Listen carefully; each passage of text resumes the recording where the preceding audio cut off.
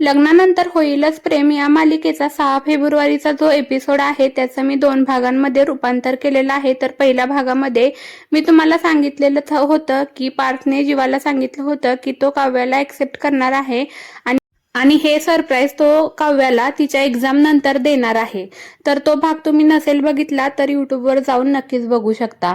तर त्याच्या पुढे आपण पाहूयात। तर काव्या तिथे आलेली असते आणि पार्थ काव्याजवळ जातो आणि म्हणतो, देशमुख तुम्हाला मला काही सांगायचं आहे का? त्यावेळेस पार्थ म्हणतो, नाही नाही मला कुठे काही सांगायचंय। त्यावेळेस तो खुश होऊन काव्याला पेढा भरवतो। त्यावेळेस काव्या म्हणते, देशमुख तुम्हाला नक्की काहीतरी मला सांगायचे, हा पेढा कशाचा आहे सांगा बरं। त्यावेळेस पार्थ म्हणतो, काही नाही हो, एक आनंदाची बातमी आहे म्हणून हा पेढा भरवतो आहे। त्यावेळेस काव्या म्हणते, आज खूपच प्रेम ओतू जाते, म्हणजे नक्कीच काहीतरी मोठी बातमी असणार आहे तुमच्याकडे, मला कधी सांगणार? त्यावेळेस पार्थ म्हणतो, तुम्हाला ती बातमी मी काही आत्ता सांगणार नाहीये, तुमच्या एक्झाम नंतर सांगेन। त्यावेळेस काव्या म्हणते, पार्थ हे काही बरोबर नाही, मला कशासाठी वाट बघायला लावताय?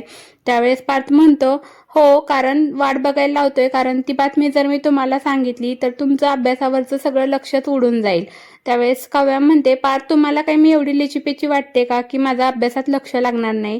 त्यावेळेस पार्थ काव्याकडे एकटक नजरेनं बघतो आणि हळूच म्हणतो की माझ्यामध्ये एवढी ताकद तर नक्की आहे की तुमचं मी लक्ष विचलित करू शकेल। त्यावेळेस काव्या थोडीशी लाजते आणि दुसरीकडे नंदिनी दरवाजातून आत येते। नंदिनीला बघून काव्या आणि पार्थ तिच्याकडे बघतात आणि खरंच खुश होऊन जातात। म्हणजे नंदिनी येणार आहे हे काव्याला तर माहित असतं पण पार्थला माहित नसतं। तर पार्थला वाटतं की तो जाऊन नंदिनीशी काल बोललेला असतो की जीवाला ऍक्सेप्ट करा वगैरे, म्हणूनच नंदिनी माघारी देशमुखांच्या घरी आली असावी असं वाटून पार्थ खूप खुश होतं। पण काव्याला माहिती असतं की तिच्या एक्झामसाठी नंदिनी तिला ऑल द बेस्ट बोलायला आलेली आहे।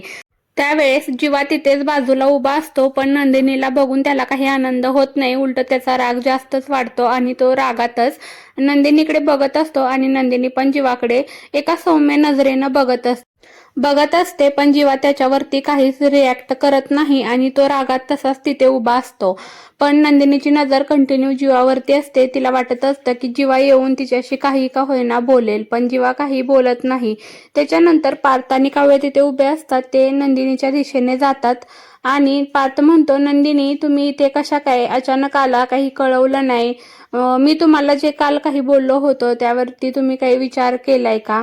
त्यावेळेस नंदिनी काहीच उत्तर देत नाही आणि ती थोडं थोडं करून मध्ये मध्ये जीवाकडे बघत असते पण जीवा तिला पूर्णपणे इग्नोर करत असतो आणि ह्याचा थोडासा त्रास नंदिनीला आतून व्हायला लागतो। जीवाच्या एकूण अवतारावरून नंदिनीला कळून जातं की जीवा अजून पण खूपच जास्त रागात आहे।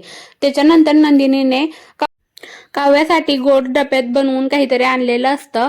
तर नंदिनी काव्याला तो डबा देते आणि म्हणते, बघ ह्याच्यामध्ये मी तुझ्यासाठी काय गोड बनवून आणलेला आहे। काव्या तो डबा उघडत असते पण नंदिनीची नजर कंटिन्यू जीवावरतीच असते आणि काव्या हे मनातली मनात हेरते आणि ती नंदिनीला असा लुक देते। नंदिनी थोडंसं लाजल्यासारखं करते आणि म्हणते, काव्या नंदिनीला म्हणते की ताई तू माझ्यासाठी मला ऑल द बेस्ट म्हणायला इथे आलीस खरी, पण तुझी नजर तर दुसरीकडेच आहे, तू तर एका स्पेशल माणसाला शोधतेस नाही का? त्यावेळेस नंदिनीला कळतं की तिची नजर सतत जीवावरती आहे आणि आता हे काव्याला समजलेलं आहे, तरी पण ती त्या गोष्टीवरती जास्त काही बोलत नाही। आणि नंतर काव्या म्हणते, अगं नंदिनी ताई जीवा तुझ्यावरती खूपच रागवलेला आहे। हे ऐकून संवाद जीवा तिथून खूपच रागाने तडकी फडकी निघून जातो। पण पार्थला थोडंसं छान वाटत असतं कारण नंदिनी आलेली असते पण ती आल्याचं खरं कारण देखील त्याला कळलं असतं। त्यानंतर काव्या नंदिनीला म्हणते की नंदिनी ताई जीवा आता जरी तुझ्यावरती रागवला असला तरी तू जास्त काही विचार करू नकोस, अगं आपण पण देशमुखांच्या सुना आहोत आणि हार मानायची नाही। तो रागवलाय ना, तू नक्की त्याला मनवशील आणि तू त्याला मनवण्याचा थोडा प्रयत्न कर। ते झाल्याच्या नंतर पार्थने काव्यासाठी एक सरप्राईज तयार केलेलं असतं। तर आता पार्थला काव्या खरंच खूप आवडू लागलेली असते आणि त्याच्या मनातील काव्याविषयीचा सगळा राग गेलेला असतो आणि पार्थ ते सरप्राईज देण्यासाठी काव्याला रूममध्ये हळूच हाक मारून बोलावून घेतो आणि ह्या बॅगमध्ये त्याने ते सरप्राईज ठेवलेलं असतं आणि तो नाटक करत असतो की ह्यामध्ये काही नाहीये आणि तो बाजूला होतो आणि काव्याला म्हणतो, काव्या या बॅग्सची ना चेनच बसत नाहीये. एक काम करा, तुम्ही त्याच्यावरती बसा आणि मग मी चेन लावतो. त्यावेळेस काव्या म्हणते, देशमुख हे तर तुमचं प्रत्येक वेळेसचं नाटक आहे. आणि काव्या ती बॅग लावायला जाते आणि बंद करत असताना ती बॅग उघडते आणि तिला तिच्यामध्ये तिच्यासाठी एक सरप्राईज गिफ्ट दिसतं आणि तिला खरंच खूप आश्चर्य वाटतं आणि ती पार्थला म्हणते, देशमुख हे गिफ्ट तुम्ही माझ्यासाठी आणलंय का? तेव्हा पार्थ त्यावरती थोडासा लाजून हसतो.